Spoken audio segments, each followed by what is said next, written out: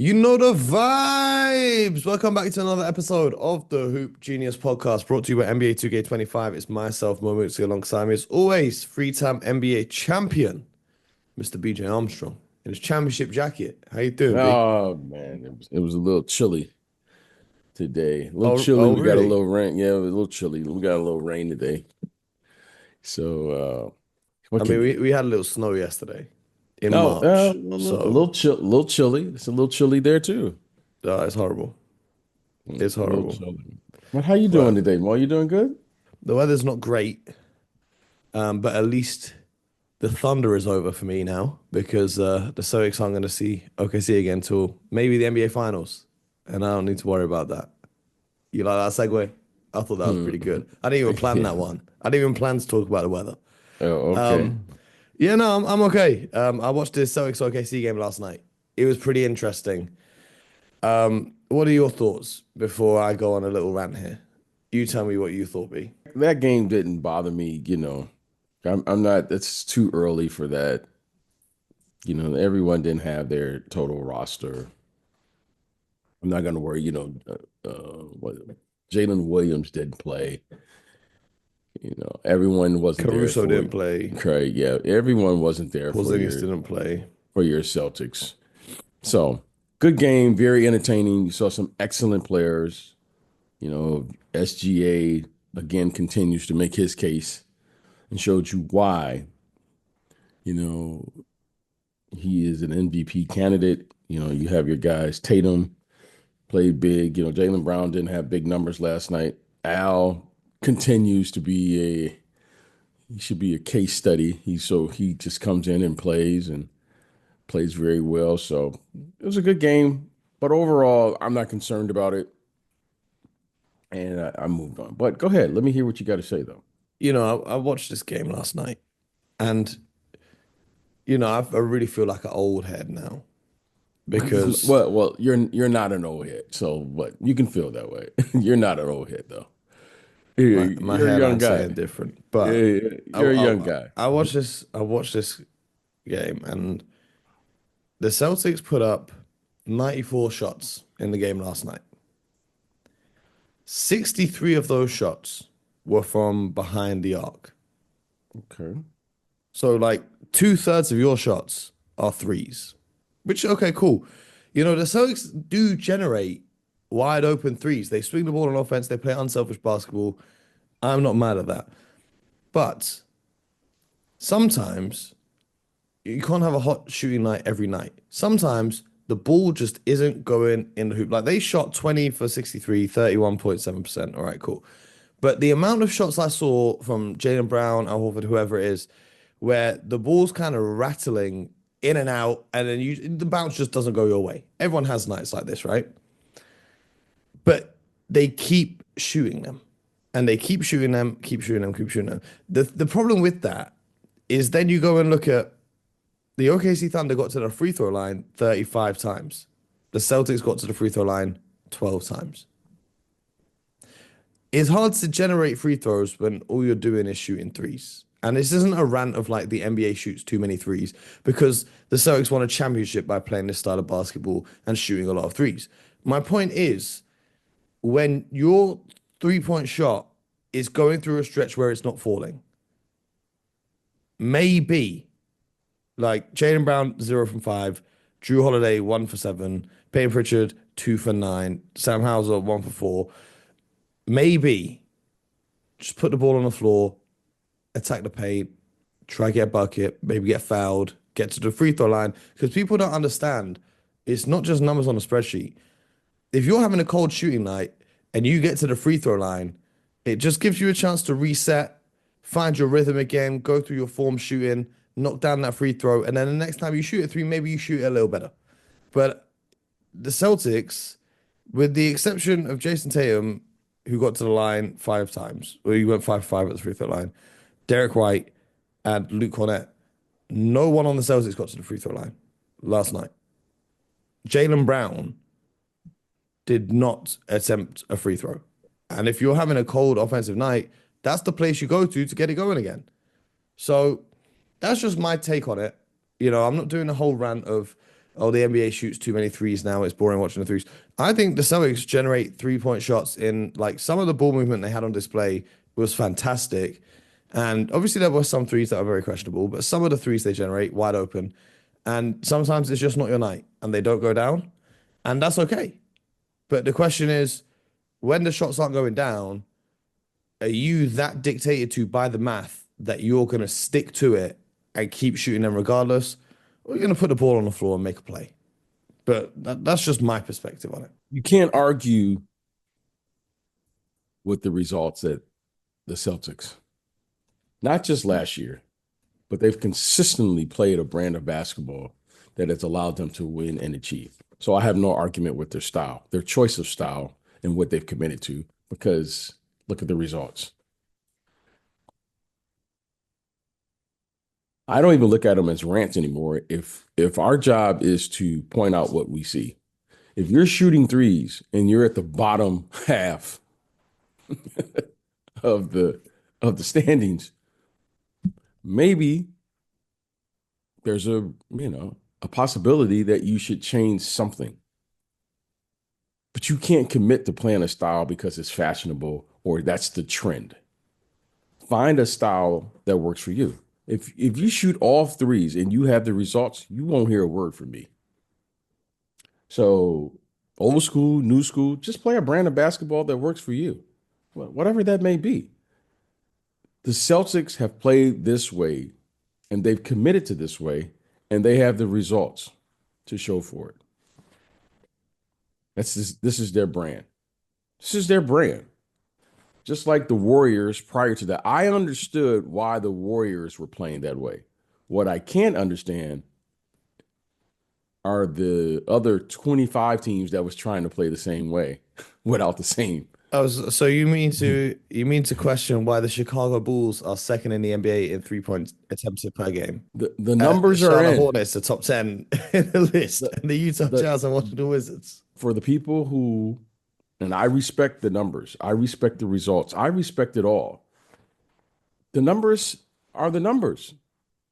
If you did the numbers right now, why are the bottom half teams shooting just as many threes as the other teams that are, they have better records? Okay, I understand I understand fully the brand of basketball that the OKC Thunder. They have the results, they have the team, they have the personnel. Your personnel dictates how you should play. What I don't understand is if you don't have that personnel, if you don't have an SGA, why are you playing that way? Doesn't make sense. But that's another discussion. Speaking of SGA, he, his shot 2 for 7 from three last night, but his ability to attack off the drive, get to his spots in the mid range, man, this guy really had to go. And the narrative online is all about his, free throw shooting. He shot 11 free throws last night, almost as many as the entire Celtics team. But if he's relentlessly driving the ball into the paint and getting those calls, he's forcing the refs to get the calls. And I know a lot of them, yeah, they're flops. Like a lot of them, he's jumping into the defender. A lot of them, he's exaggerating them. But he can do that because he's being aggressive and forcing the issue and forcing the calls from the referee. Will he still get those calls in the playoffs? I don't know. Was there one of the most egregious flops I've seen all season of him trying to bait a foul off Peyton Pritchard? That was embarrassing. But you can't blame him for it because the refs are giving him the calls. And more than that, he's not settling just for threes. He's getting a steady diet of shots from all over the court. So shout out to SGA, I guess. I thought he played a great game. What did he finish with? 30, 34 and 7? Let's take the guesswork out. SGA is a certified bucket. The man has a counter to everything you do. Let's put some respect on his name here. Flopping and all those things, no. SGA is coming at you full speed, and he's forcing you to play defense, and he's forcing you more times than not to react what he's doing, not the other way around. I understand exactly what he's doing. He's not going to come down and shoot a three because he has to get up a certain amount of threes. No, he's coming to get a bucket. He is applying the pressure on you 24/7. And he puts you in a very uncomfortable position because he has the ultra green light. So this is the way that if you're going to be a player that has the green light, then you have a responsibility. He's abiding by the rules of a great player. If you have the ultra green light, you have the responsibility and you have to hold yourself accountable to making sure you make at a minimum, 50% of those shots that you take. That's what he does. That's how he plays. He's abiding by the rules. I understand fully why they play the way they play. He's abiding by the rules of that. The other guys who are playing and they have the ultra green light doesn't make sense to me. This isn't like old school, new school. How about this is just what it's he has earned the right to do that. Why? Because he's abiding by the rules to play with his team, and he's giving his team the best chance and the best opportunity to win. And on top of that, he's a willing passer. That's what you love about him. Everyone's talking about his scoring and all the other things. What I love about him, he's a willing passer. Clearly, because the other guys, the Isaiah Joes and the Isaiah Hardensteins and Caruso, Jalen Williams, who is a first-time All-Star this year, clearly, Chet Holmgren, when he's healthy, they're all developing as well. They're evolving as players. He's playing now a winning brand of basketball. They're the first seed in the Western Conference. So clearly they have a brand of basketball, a blended brand of basketball where they can play isolation if they need be. They can play a team brand of basketball if need be, and they defend. I don't have a problem with anything that he does. Anything. SGA, keep doing you. Don't listen to what anyone is saying. You keep doing you, and let's see how it's going to work out for him and the OKC Thunder once the playoffs begin, because that's a different brand of basketball. But his regular season, check. And what I love about him is that you have to defend him because he's just not going to come down and look for a three. That's the difference between him and many of the other players today. He's just not looking for the three. He'll go shoot 20, 30 layups if need be, if you let him. So you got to fight him on the defensive end. That is a matchup that you are going to be in a battle with because that young man is not settling. And he's getting to, even when you see it off the paint, he's getting to the mid-range. He's got the mid-range bag. He's got the fadeaway. He's got the turnarounds. I'm a fan of how he scores. I do have to say some of the exaggerations for the fouls, I'm really not a fan of. I understand why he's doing it, though. I understand it. And I think if he can remove that from his game, I might become his number one fan. But for now, we just got to say, all right, cool. I get why you're doing it. But that's enough. Do you know what I mean? Okay. That's because everyone is entitled to their opinion. There are some times, and there are some times, if you watch the one against Peyton Pritchard, I thought was the most egregious. But there are a couple other examples where he looked for that foul call so much that if he wasn't trying to get the foul call, he could have just scored the bucket. But because he's looking for the foul call, he's ended up not getting the bucket because he's more concerned with getting the foul call. Do you know what I mean? So instead of shooting 55% like he did, maybe he shot 65% and just a couple less free throws. So it would work out maybe the same in the long run. But that was a great win for OKC. And it's a confidence booster for a young team like that. Now, they've beaten the defending champions twice so far this season, both times that they've played them. The thing for the Celtics that is concerning, and we spoke about this, I don't know if we spoke about this on air or this was after the show yesterday, but it's Porzingis, who's out with a non-COVID viral illness. However, Do you think this is just the Celtics saying, okay, we're basically guaranteed the 2 seed at this point because we're not going to catch up to Cleveland, and we've got what, a 5 game advantage on the Knicks. So unless we go on a massive slide here, we've got the 2 seed locked up, and we're just going to wrap this guy in bubble wrap until the playoffs because I read the article the other day about him having a non-COVID viral illness, but then I see the pictures of him around the team at the practice facility and on the plane and so on and so forth with no mask or anything. And I'm like, well, if you've got a viral illness, why are you around the whole team? So I don't know. I'm not saying that they're lying. I'm just saying maybe they're purposely resting him. I don't know. But the Jazz got fined yesterday. I don't know if you saw that. The Jazz got fined yesterday for their player participation policy. Did you see that, BJ?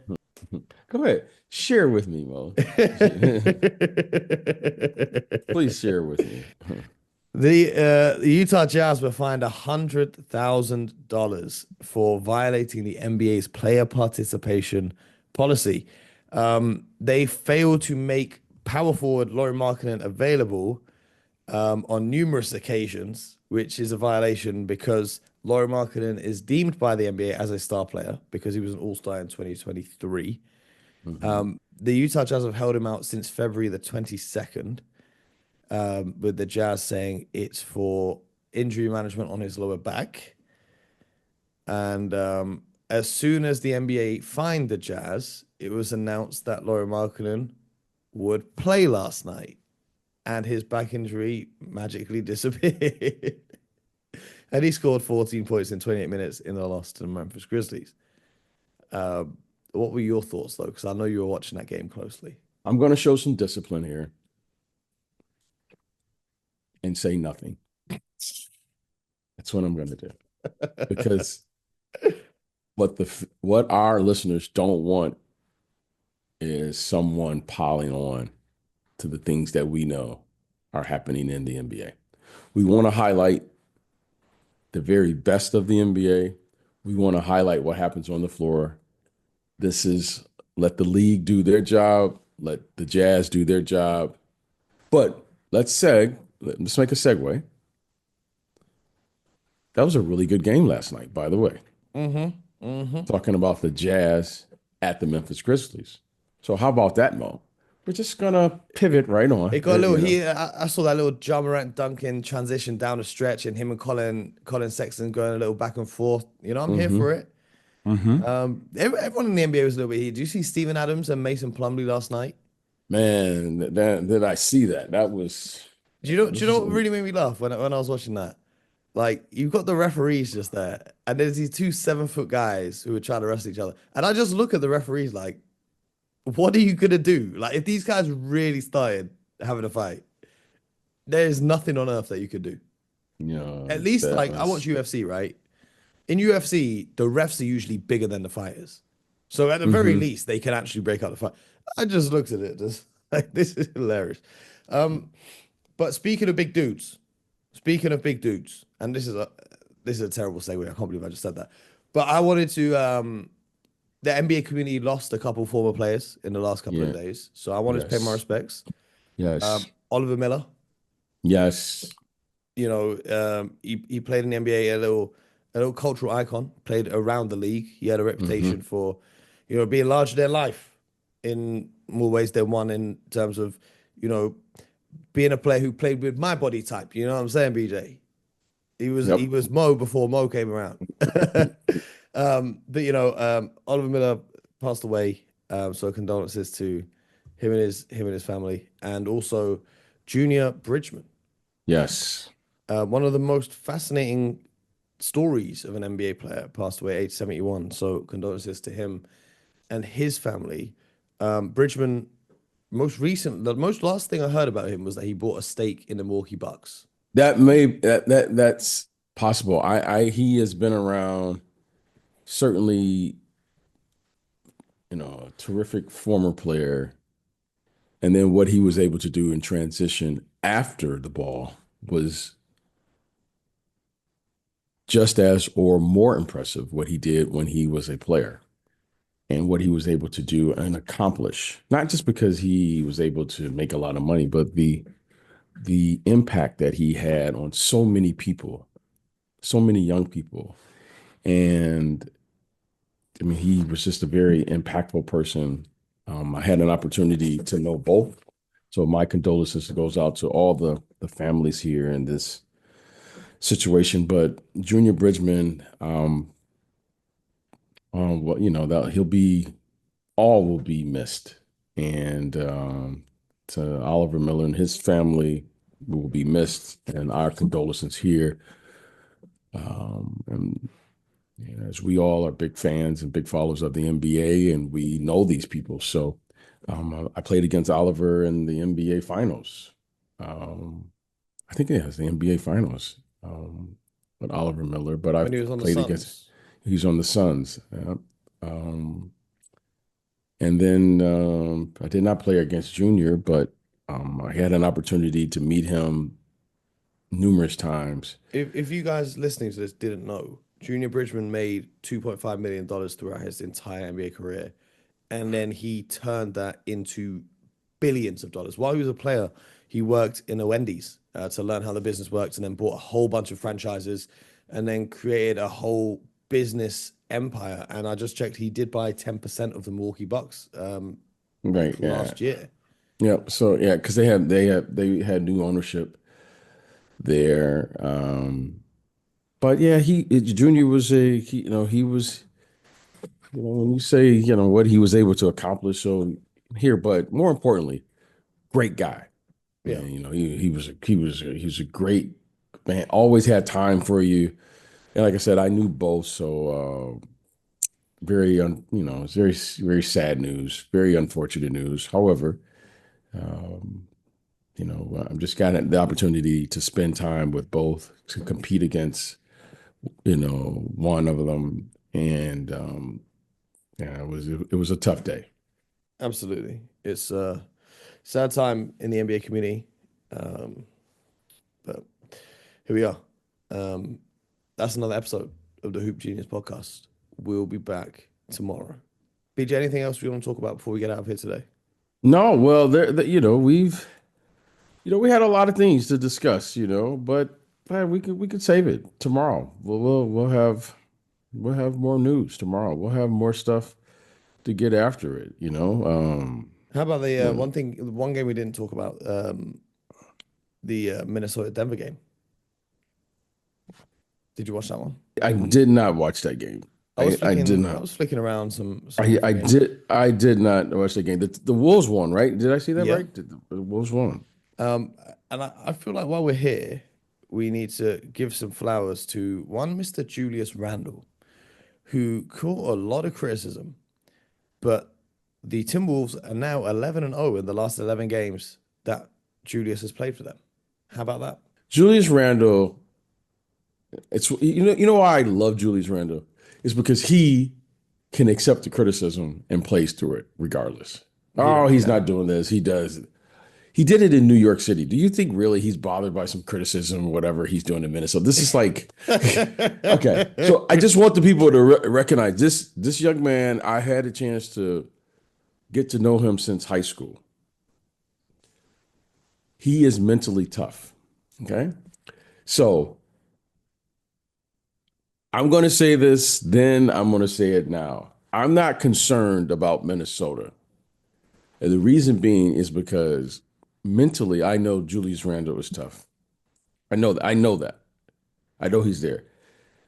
They have a really good team. Now, for whatever reason, they haven't always played up to the expectations of this team.